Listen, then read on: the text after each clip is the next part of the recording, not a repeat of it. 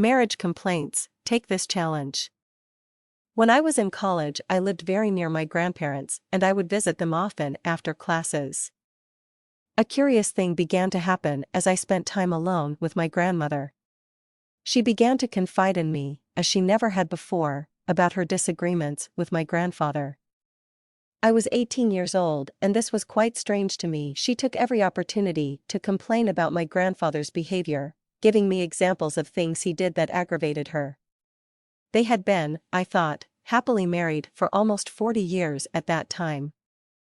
When I was a little girl, my siblings and I would visit them 1 week each summer, and during the holidays, and I never noticed any problems between them, so it was a bit disconcerting to hear my grandmother complain about my grandfather. Being the naive college freshman that I was, I gave her the only advice I could think of off the top of my head: if you don't like it, leave him. It was a very simplistic thing for me to say.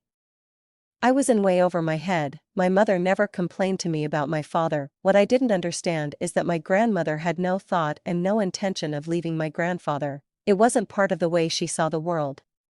My grandparents believed in "till death do you part," and they lived together, happily or unhappily, until my grandfather died just after their 50th wedding anniversary. I don't know whether my grandmother was unhappy.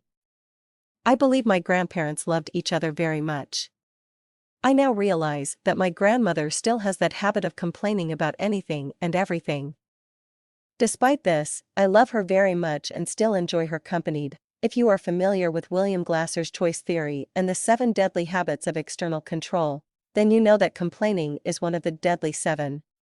Complaining is one of the ways people attempt to feel better when they are not happy with something by getting someone else to do something different. Have you noticed that you use this deadly habit frequently? You may believe that you have every right to complain, and maybe you do. But how does complaining help your marriage?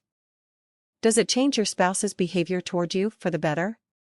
Does your spouse avoid you, fleeing from your litany of complaints? Here's my challenge to you: take a week's vacation from complaining.